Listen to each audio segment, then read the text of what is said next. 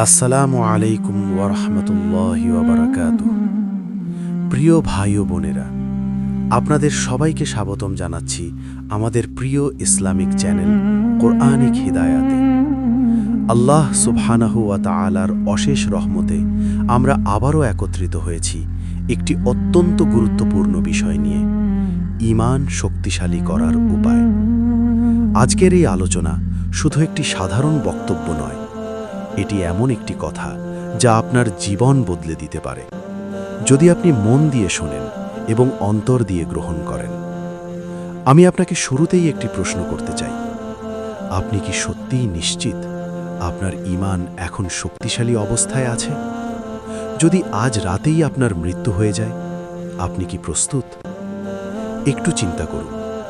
আমরা প্রতিদিন কত কিছু নিয়েই ব্যস্ত থাকি, দুনিয়ার কাজ, টাকা পয়সা, পরিবার, ক্যারিয়ার, কিন্তু কখনো কি আমরা বসে নিজের ঈমানের খবর নিয়েছি? আল্লাহ তাআলা কোরআনে বলেন, সূরা আল হাদিদ 57-16 অর্থ, যারা ঈমান এনেছে তাদের জন্য কি এখনো সময় আসেনি যে তাদের হৃদয় আল্লাহর স্মৃতিতে নরম হয়ে যাবে? সুবহানাল্লাহ। এই আয়াতটি যেন সরাসরি আমাদের জন্যই। আমাদের হৃদয় কি নরম হয়েছে, নাকি গুনাহ করতে করতে আমাদের অন্তর কঠিন হয়ে গেছে? প্রিয় ভাই ও বোনেরা, আজ আমরা এমন এক যুগে বাস করছি যেখানে ঈমান ধরে রাখা খুবই কঠিন হয়ে গেছে। চারপাশে ফিতনা, হারাম সহজ, হালাল কঠিন। মোবাইল খুললেই গুনাহ, চোখ খুললেই গুনাহ, কানে আসছে গুনাহ। এমন এক সময়ে আমরা বেঁচে আছি যেখানে একজন মুমিনের সবচেয়ে বড় সংগ্রাম তার নিজের ঈমানকে বাঁচিয়ে রাখা। একজন মানুষ বাইরে থেকে যতই সফল হোক, যদি তার ঈমান দুর্বল হয়, তাহলে সে আসলে ভেতরে ভেতরে ধ্বংসের দিকে এগিয়ে যাচ্ছে। আমরা কি কখনো খেয়াল করেছি কেন নামাজ পড়তে মন চায় না? কেন কোরআন খুললে ভার লাগে? কেন গুনাহ করতে গিয়ে কোনো ভয় কাজ করে না? কারণ আমাদের ঈমান দুর্বল হয়ে গেছে। আর যখন ঈমান দুর্বল হয়ে যায়, তখন গুনাহ সহজ লাগে আর ইবাদত কঠিন হয়ে যায়। প্রিয় দর্শক, আজকের এই আলোচনা শুধু শোনার জন্য নয়, এটি নিজের জীবনের সাথে মিলিয়ে দেখার জন্য। কারণ বাস্তবতা হলো, ঈমান স্থির নয়, এটি বাড়ে এবং কমে। কখনো আমাদের ঈমান আকাশ ছুঁয়ে ফেলে, আবার কখনো তা মাটির নিচে নেমে যায়। এটাই মানুষের প্রকৃতি। কিন্তু প্রশ্ন হলো, আমরা কি আমাদের ঈমান বাড়ানোর জন্য কোনো চেষ্টা করছি, নাকি আমরা শুধু দুনিয়ার পিছনে দৌড়াতে দৌড়াতে আখিরাতকে ভুলে গেছি? আজকের এই 1 ঘন্টার আলোচনায় আমরা জানব কেন আমাদের ঈমান দুর্বল হয়ে যায় এবং কিভাবে আমরা আবার সেই ঈমানকে শক্তিশালী করতে পারি। আমি চাই আপনি শুধু একজন শ্রোতা হিসাবে না, বরং একজন পরিবর্তনের জন্য প্রস্তুত মানুষ হিসাবে এই আলোচনা শুনুন। নিজেকে প্রস্তুত করুন, কারণ হয়তো এই কথাগুলোই আপনার জীবনের টার্নিং পয়েন্ট হতে পারে। আল্লাহ তাআলা আমাদের সবাইকে হেদায়েত দান করুন, আমাদের হৃদয়কে নরম করে দিন এবং আমাদের ঈমানকে শক্তিশালী করে দিন। আমিন। চলুন আমরা এখন প্রবেশ করি ঈমান কি এই গুরুত্বপূর্ণ আলোচনায়। আলহামদুলিল্লাহ, আমরা এখন প্রবেশ করছি আমাদের আলোচনার দ্বিতীয় অংশে, ঈমান কি। প্রিয় ভাই ও বোনেরা, আমরা প্রাণীই বলি, আমি ঈমানদার, আমার ঈমান আছে। কিন্তু কখনো কি আমরা ভেবে দেখেছি ঈমান আসলে কি? শুধু মুখে আমি মুসলিম বললেই কি ঈমান পূর্ণ হয়ে যায়, নাকি এর গভীরে আরও কিছু আছে? সহজ ভাষায় বললে, ঈমান হলো অন্তরের বিশ্বাস, মুখের স্বীকৃতি এবং কাজের মাধ্যমে তার প্রমাণ।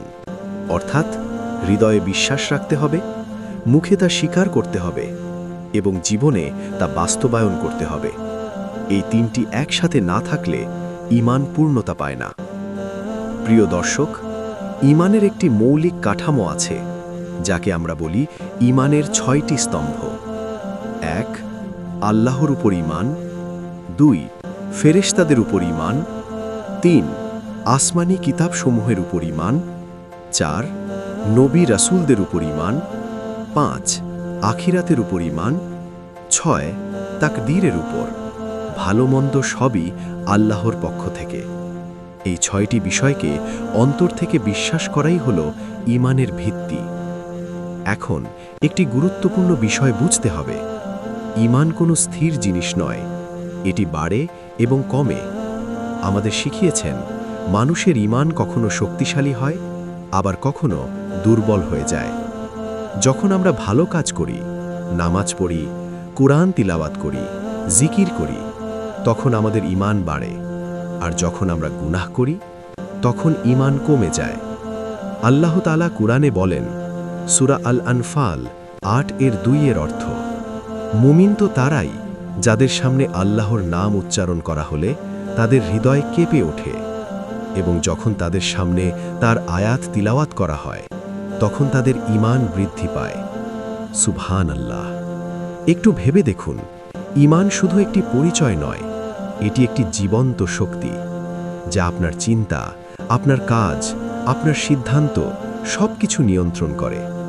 যার ঈমান শক্তিশালী, সে গুনাহ করতে গেলে ভয় পায়, সে একা থাকলেও আল্লাহকে মনে রাখে, সে কষ্টের মাঝেও ধৈর্য ধরে। আর যার ঈমান দুর্বল, সে খুব সহজেই গুনাহে জড়িয়ে পড়ে, সে দুনিয়াকে সবকিছু মনে করে, সে আল্লাহকে ভুলে যায়। আরেকটি বাস্তব উদাহরণ চিন্তা করুন। দুজন মানুষ একই পরিবেশে থাকে, একই সুযোগ পায়, কিন্তু একজন হারাম থেকে নিজেকে বাঁচিয়ে রাখে, আরেকজন সহজেই গুনাহে লিপ্ত হয়। পার্থক্যটা কোথায়? পার্থক্য একটাই, ঈমানের শক্তি। প্রিয় দর্শক, আজ আমরা বুঝতে পারলাম ঈমান শুধু কথার বিষয় নয়, এটি হৃদয়ের বিষয়, এটি জীবনের বিষয়, এবং সবচেয়ে গুরুত্বপূর্ণ, এটি পরিবর্তনশীল। তাই আমাদের প্রতিনিয়ত এটাকে রক্ষা করতে হবে, বাড়াতে হবে। কারণ যে তার ঈমানকে রক্ষা করতে পারল, সে দুনিয়া ও আখিরাতে সফল। এখন প্রশ্ন হলো, যদি ঈমান এত গুরুত্বপূর্ণ হয়, তাহলে কেন আমাদের ঈমান দুর্বল হয়ে যায়? চলুন আমরা এখন প্রবেশ করি ঈমান দুর্বল হওয়ার কারণ এই বাস্তব ও গুরুত্বপূর্ণ আলোচনায়।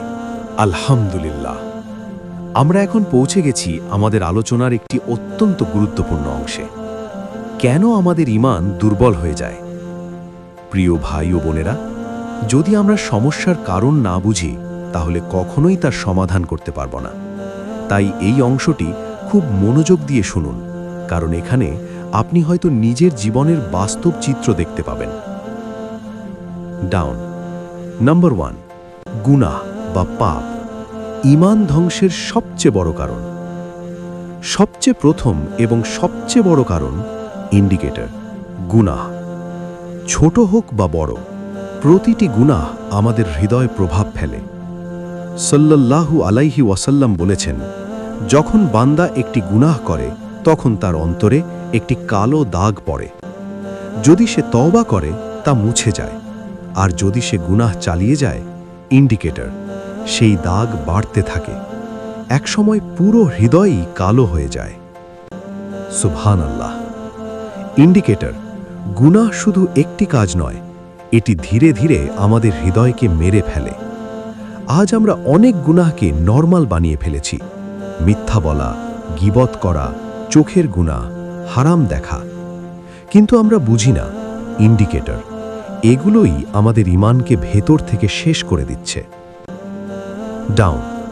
নাম্বার 2, দুনিয়ার প্রতি অতিরিক্ত ভালোবাসা। প্রিয় দর্শক, দ্বিতীয় বড় কারণ ইন্ডিকেটর, দুনিয়ার প্রতি অতিরিক্ত ভালোবাসা। টাকা, স্ট্যাটাস, ক্যারিয়ার, ফেম, এসবের পিছনে দৌড়াতে দৌড়াতে আমরা আখেরাতকে ভুলে যাচ্ছি।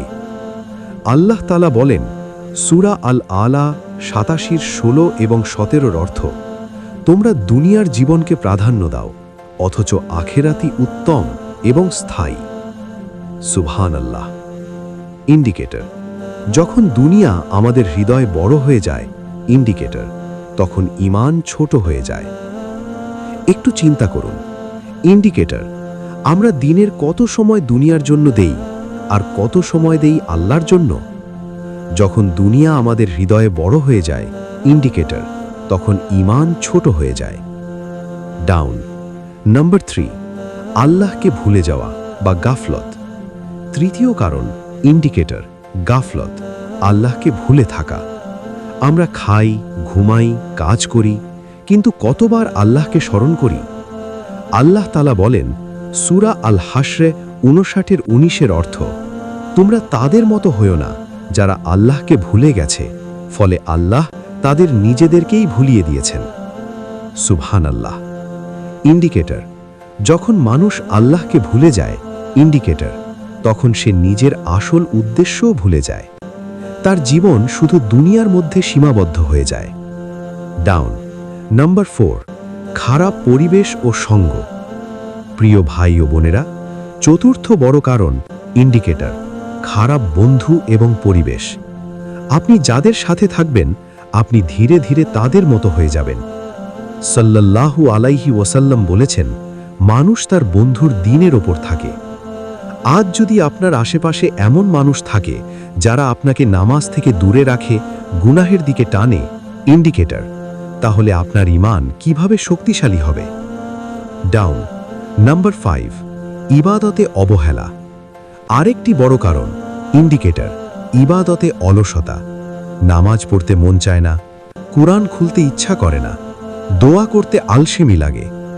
এগুলো শুধু সমস্যা নয়, এগুলো ঈমান দুর্বল হওয়ার লক্ষণ। প্রিয় দর্শক, এই 5টি কারণ ইন্ডিকেটর আমাদের ঈমানকে প্রতিদিন দুর্বল করে দিচ্ছে।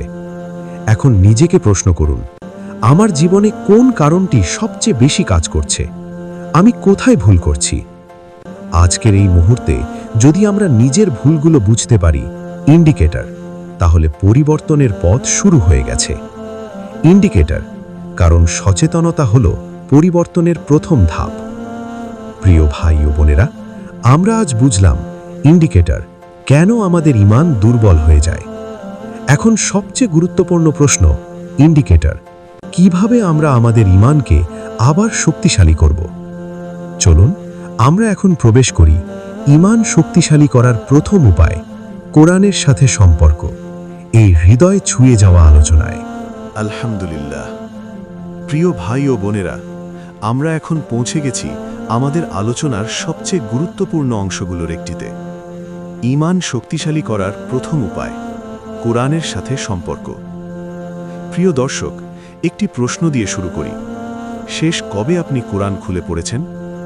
শেষ কবে কোরআনের একটি আয়াত পড়ে আপনার চোখে পানি এসেছে? একটু চিন্তা করুন। আমাদের জীবনে সবকিছুর জন্য সময় আছে, মোবাইল, সোশ্যাল মিডিয়া, কাজ, বন্ধু, কিন্তু কোরআনের জন্য আমরা কি সত্যিই সময় দেই? প্রিয় ভাই ও বোনেরা, কোরআন শুধু একটি বই নয়, এটি আল্লাহর বাণী, এটি আমাদের জন্য হিদায়াত, এটি আমাদের হৃদয়ের চিকিৎসা। আল্লাহ তাআলা কোরআনে বলেন, সূরা ইউনুস 10:57 অর্থ, হে মানুষ, তোমাদের কাছে তোমাদের প্রতিপালকের পক্ষ থেকে উপদেশ এসেছে, যা হৃদয়ের রোগের আরোগ্য, মুমিনদের জন্য হিদায়াত ও রহমত। সুবহানাল্লাহ। আমাদের হৃদয়ে আজ অসুস্থ, গুনাহে ভরে গেছে, আর সেই হৃদয়ের একমাত্র চিকিৎসা কোরআন। প্রিয় দর্শক, একটি মৃত হৃদয়কে যেমন পানি জীবিত করে, ঠিক তেমনি কোরআন একটি মৃত অন্তরকে জীবিত করে। আপনি যদি অনুভব করেন নামাজে মন বসে না, দোয়ায় কান্না আসে না, গুনাহ ছাড়তে কষ্ট হয়, তাহলে বুঝে নিন আপনার হৃদয় কোরআন থেকে দূরে চলে গেছে। কোরআনের সাথে সম্পর্ক কিভাবে গড়ে তুলব? এখন প্রশ্ন হলো, আমরা কিভাবে কোরআনের সাথে সম্পর্ক তৈরি করব? চলুন খুব সহজভাবে বুঝি। 1. নিয়মিত তিলাওয়াত। প্রতিদিন অন্তত কিছু সময় কোরআন পড়ুন, হোক সেটা 10 মিনিট, 15 মিনিট, কিন্তু নিয়মিত হতে হবে। কম হলেও নিয়মিত, এটাই সবচেয়ে গুরুত্বপূর্ণ। 2. অর্থ বুঝে পড়া। শুধু পড়লেই হবে না, বুঝতে হবে আল্লাহ আমাকে কি বলছেন। যখন আপনি আয়াতের অর্থ বুঝবেন, তখন সেটি সরাসরি আপনার হৃদয়ে আঘাত করবে। 3. নিজের জীবনের সাথে মিলানো। প্রিয় ভাই ও বোনেরা, কোরআন শুধু পড়ার জন্য নয়, এটি জীবনে বাস্তবায়নের জন্য। যখন আপনি একটি আয়াত পড়বেন, নিজেকে জিজ্ঞেস করুন, এই আয়াতটি কি আমার জীবনের সাথে মিলে? আমি কি এর উপর আমল করছি? 4. কোরআনের উপর আমল করা। এটাই সবচেয়ে গুরুত্বপূর্ণ ধাপ। আমল ছাড়া কোরআন আমাদের পরিবর্তন করবে না। যদি কোরআন বলে নামাজ পড়তে, তাহলে আপনাকে নামাজ পড়তে হবে। যদি বলে গুনাহ ছাড়তে, তাহলে আপনাকে গুনাহ ছাড়তে হবে। আল্লাহ তাআলা বলেন, সূরা আল বাকারা 2:2 এর অর্থ, এই কিতাব, এতে কোনো সন্দেহ নেই, এটি মুত্তাকিদের জন্য হিদায়াত। প্রিয় দর্শক, একটি বাস্তব কথা বলি, আপনি যত বেশি কোরআনের কাছে যাবেন তত বেশি আপনার হৃদয় শক্তিশালী হবে, আর যত দূরে যাবেন তত বেশি আপনার হৃদয় অন্ধকার হয়ে যাবে। আজ আমরা কোরআনকে শেলফে রেখে দিয়েছি, ধুলো জমছে, কিন্তু আমাদের হৃদয় শুকিয়ে যাচ্ছে। অথচ এই কোরআনই ছিল আমাদের জীবনের আলো। প্রিয় ভাই ও বোনেরা, আজ একটি সিদ্ধান্ত নিন, আমি প্রতিদিন কোরআনের সাথে সময় কাটাবো। আমি শুধু পড়ব না, বুঝব এবং আমল করব। বিশ্বাস করুন, কয়েকদিনের মধ্যেই আপনি নিজের মধ্যে পরিবর্তন অনুভব করবেন। আপনার হৃদয় নরম হবে, আপনার ঈমান শক্তিশালী হবে, আপনার জীবন বদলে যাবে। আল্লাহ তাআলা আমাদের সবাইকে কোরআনের সাথে গভীর সম্পর্ক গড়ে তোলার তৌফিক দান করুন। আমাদের হৃদয়কে কোরআনের আলো দিয়ে আলোকিত করুন। আমিন। আলহামদুলিল্লাহ। প্রিয় ভাই ও বোনেরা, আমরা এখন পৌঁছে গেছি আমাদের আলোচনার আরেকটি অত্যন্ত গুরুত্বপূর্ণ অংশে, ঈমান শক্তিশালী করার দ্বিতীয় উপায়, সালাত, নামাজ। প্রিয় দর্শক, একটি সরল কিন্তু গভীর প্রশ্ন, আপনার জীবনে সবচেয়ে গুরুত্বপূর্ণ কাজ কোনটি? আমরা বলি কেরিয়ার, পরিবার, ব্যবসা, পড়াশোনা, কিন্তু একজন মুমিনের জীবনে সবচেয়ে গুরুত্বপূর্ণ বিষয় হওয়া উচিত তার নামাজ। প্রিয় ভাই ও বোনেরা, নামাজ শুধু একটি ইবাদত নয়, এটি আল্লাহর সাথে সরাসরি যোগাযোগ। এটি আপনার ঈমানের মেরুদণ্ড, এটি আপনার জীবনের সবচেয়ে বড় শক্তি। রাসূলুল্লাহের জীবনের দিকে তাকান, যখনই তিনি কষ্টে থাকতেন, দুঃখে থাকতেন, তিনি নামাজের দিকে ছুটে যেতেন। তিনি বলতেন, নামাজে আমার চোখের শীতলতা রাখা হয়েছে। প্রিয় দর্শক, আজ আমাদের অবস্থা কি? নামাজ আমাদের জন্য বোঝা হয়ে গেছে। আজান হলে আমরা দেরি করি, নামাজ কাজের মাঝে বাধা মনে হয়। কিন্তু সত্যটা কি জানেন? নামাজ আমাদের সমস্যার সমাধান, বাধা নয়। আল্লাহ তাআলা কোরআনে বলেন, সূরা আল আনকাবুত 29:45 অর্থ, নিশ্চয়ই নামাজ অশ্লীলতা ও খারাপ কাজ থেকে বিরত রাখে। একটু নিজের জীবনের দিকে তাকান, যদি নামাজ ঠিক হয় তাহলে ধীরে ধীরে গুনাহ কমে যাবে, আর যদি নামাজই ঠিক না হয় তাহলে ঈমান কিভাবে শক্তিশালী হবে? খুশু খুজু সহ নামাজের গুরুত্ব। প্রিয় ভাই ও বোনেরা, শুধু নামাজ পড়লেই হবে না, মনোযোগ দিয়ে নামাজ পড়তে হবে। আজ আমরা নামাজ পড়ি কিন্তু মন থাকে অন্য কোথাও, ব্যবসায়, মোবাইলে, চিন্তায়। কিন্তু ভাবুন, আপনি কার সামনে দাঁড়িয়ে আছেন? আপনি দুনিয়ার কোনো মানুষের সামনে না, আপনি দাঁড়িয়ে আছেন আল্লাহর সামনে। আল্লাহ তাআলা বলেন, সূরা আল মুমিনুন 23:1-2 অর্থ, নিশ্চয়ই সফল হয়েছে মুমিনরা যারা তাদের নামাজে বিনয়ী। সফলতা কোথায়? নামাজে। নামাজ কিভাবে ঈমান বাড়ায়? প্রিয় দর্শক, নামাজ আপনাকে দিনে 5 বার আল্লাহর কথা মনে করিয়ে দেয়। এটি আপনাকে গুনাহ থেকে দূরে রাখে, এটি আপনার হৃদয়কে পরিষ্কার করে। একজন মানুষ যদি নিয়মিত নামাজ পড়ে, তার জীবন ধীরে ধীরে বদলে যাবে। একটি বাস্তব উদাহরণ ভাবুন, একজন মানুষ প্রতিদিন 5 বার তার রবের সামনে দাঁড়ায়। সে কি সহজে গুনাহ করতে পারবে? সে কি আল্লাহকে ভুলে থাকতে পারবে? না, কখনোই না। প্রিয় ভাই ও বোনেরা, আজ আমরা অনেকেই নামাজকে অবহেলা করছি। কেউ পড়ি না, কেউ দেরিতে পড়ি, কেউ শুধু জুম্মার নামাজ পড়ি। কিন্তু মনে রাখবেন, নামাজই হলো ঈমান বাঁচানোর সবচেয়ে বড় অস্ত্র। আজ একটি সিদ্ধান্ত নিন, আজ থেকে আমি কোনো নামাজ মিস করব না। সময় মতো নামাজ পড়ব, মনোযোগ দিয়ে নামাজ পড়ব। বিশ্বাস করুন, যদি আপনি আপনার নামাজ ঠিক করে ফেলতে পারেন, আপনার জীবনের 70% সমস্যা নিজে থেকেই ঠিক হয়ে যাবে। আপনার হৃদয় নরম হবে, আপনার ঈমান শক্তিশালী হবে, আপনার জীবন আলোকিত হবে। আল্লাহ তাআলা আমাদের সবাইকে নিয়মিত খুশু খুজু সহ নামাজ পড়ার তৌফিক দান করুন। আমাদের ঈমানকে শক্তিশালী করে দিন। আমিন। আলহামদুলিল্লাহ। প্রিয় ভাই ও বোনেরা, আমরা এখন পৌঁছে গেছি আমাদের আলোচনার আরেকটি গুরুত্বপূর্ণ অংশে, ঈমান শক্তিশালী করার তৃতীয় উপায়, জিকির ও দোয়া। প্রিয় দর্শক, একটি প্রশ্ন। আমরা দিনের কত সময় আল্লাহকে স্মরণ করি? আমরা অনেক কথা বলি, অনেক চিন্তা করি, কিন্তু আল্লাহর কথা কতবার মনে করি? জিকির মানে শুধু কিছু শব্দ বলা নয়, এটি হলো সব সময় আল্লাহকে মনে রাখা। আল্লাহ তাআলা বলেন সূরা আর-রদ 13-28 অর্থ, জেনে রাখো আল্লাহর স্মরণেই অন্তরসমূহ প্রশান্তি লাভ করে। সুবহানাল্লাহ। শান্তি কোথায়? জিকিরে। প্রশান্তি কোথায়? আল্লাহর স্মরণে। প্রিয় ভাই ও বোনেরা, আজ আমরা কেন অস্থির, কেন দুশ্চিন্তা, টেনশন, হতাশা আমাদের ঘিরে রাখে? কারণ আমাদের হৃদয় আল্লাহর জিকির থেকে খালি। যে হৃদয়ে জিকির নেই, সেই হৃদয়ে শান্তি নেই। রাসূলুল্লাহ সাল্লাল্লাহু আলাইহি ওয়াসাল্লাম সব সময় আল্লাহকে স্মরণ করতেন, হাঁটতে, বসতে, শুতে, সব অবস্থায়। এটাই ছিল তার শক্তি, এটাই ছিল তার ঈমানের রহস্য। প্রিয় দর্শক, জিকির খুব সহজ, কিন্তু এর প্রভাব অসাধারণ। আপনি যদি নিয়মিত বলেন সুবহানাল্লাহ, আলহামদুলিল্লাহ, আল্লাহু আকবার, তাহলে ধীরে ধীরে আপনার হৃদয়ে পরিবর্তন হতে শুরু করবে। গুনাহের প্রতি আগ্রহ কমে যাবে, ইবাদতের প্রতি ভালোবাসা বাড়বে, ঈমান শক্তিশালী হবে। এখন আসি দুয়ার কথায়। দুয়া হলো একজন বান্দার সবচেয়ে বড় অস্ত্র। দুয়া হলো আল্লাহর সাথে সরাসরি কথা বলা। আপনি যখন দুয়া করেন, তখন আপনি আল্লাহর কাছে নিজের দুর্বলতা স্বীকার করেন, আপনি তার সাহায্য চান। আল্লাহ তাআলা বলেন সূরা গাফির 40-60 অর্থ, তোমরা আমাকে ডাকো, আমি তোমাদের ডাকে সাড়া দেব। সুবহানাল্লাহ। আল্লাহ নিজেই বলছেন ডাকো আমাকে। কিন্তু আমরা কি দোয়া করি? প্রিয় ভাই ও বোনেরা, আমরা অনেক সময় শুধু সমস্যায় পড়লে দোয়া করি, কিন্তু একজন মুমিন সব সময় দোয়া করে, সুখে দুঃখে সব অবস্থায়। দোয়া ঈমানকে জীবিত রাখে। দোয়া আপনাকে আল্লাহর কাছাকাছি নিয়ে যায়। একটি গুরুত্বপূর্ণ বিষয়, শুধু মুখে দোয়া করলেই হবে না, অন্তর থেকে করতে হবে, বিশ্বাস নিয়ে করতে হবে। জিকির ও দোয়া জীবনে কিভাবে আনব? প্রতিদিন সকালে ও সন্ধ্যায় কিছু সময় জিকির করুন। ফাঁকা সময়ে আল্লাহর নাম নিন। প্রতিদিন অন্তত কিছু সময় দোয়া করুন। নিজের ভাষায় আল্লাহর সাথে কথা বলুন।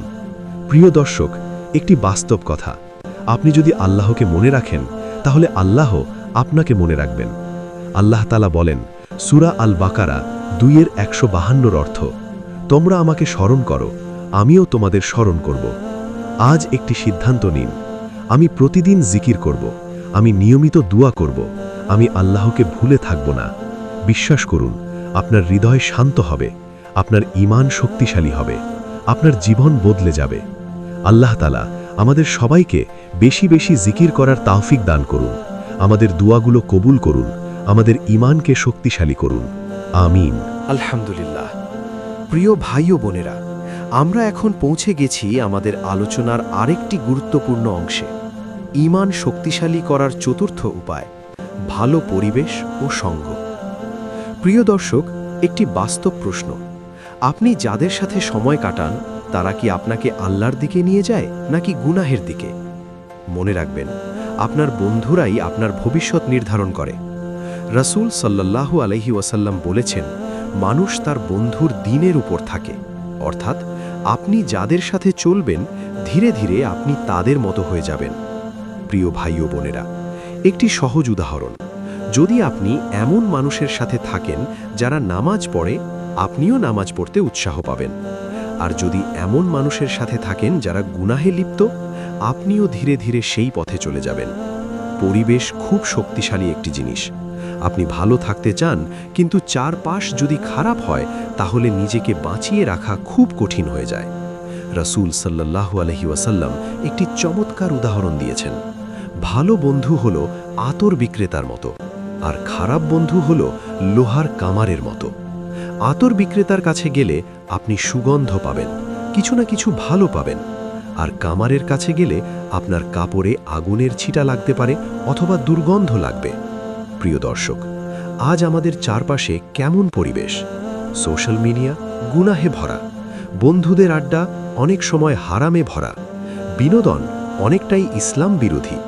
এই পরিবেশে থেকে ঈমান বাঁচানো সহজ নয়। তাই আমাদের সিদ্ধান্ত নিতে হবে, আমি কাদের সাথে চলব, আমি কোথায় সময় কাটাবো, কিভাবে ভালো পরিবেশ গড়ে তুলব। সৎ ও দিনদার বন্ধু খুঁজুন। যারা আপনাকে নামাজের কথা মনে করিয়ে দেয় তাদের সাথে থাকুন। ইসলামী আলোচনা, মাহফিল, লেকচার এগুলোর সাথে যুক্ত থাকুন। খারাপ আড্ডা, হারাম পরিবেশ এড়িয়ে চলুন।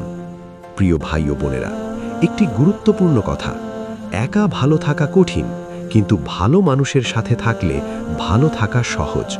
আপনি যদি জান্নাতের পথে চলতে চান তাহলে জান্নাতমুখী মানুষের সঙ্গ নিতে হবে। প্রিয় দর্শক, আজ একটি সিদ্ধান্ত নিন।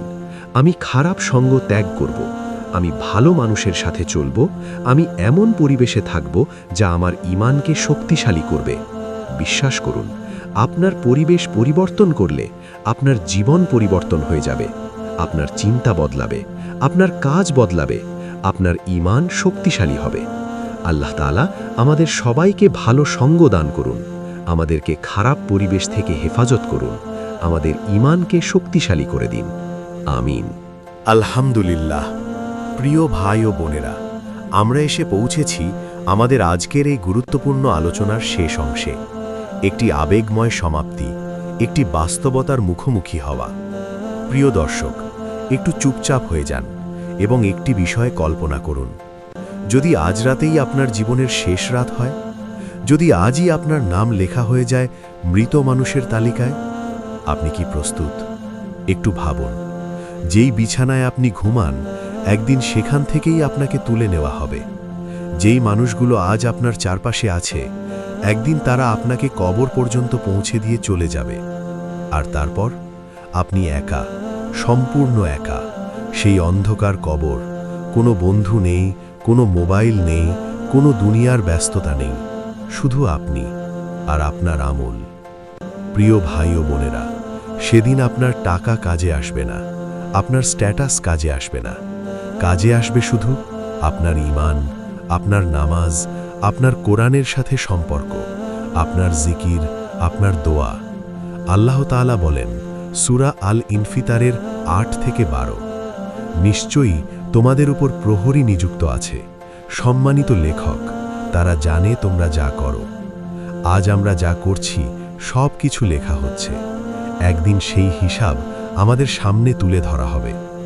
প্রিয় দর্শক, আমরা এই দুনিয়ায় খুব অল্প সময়ের জন্য এসেছি, কিন্তু আমরা এমনভাবে জীবনযাপন করছি যেন আমরা এখানে চিরকাল থাকব।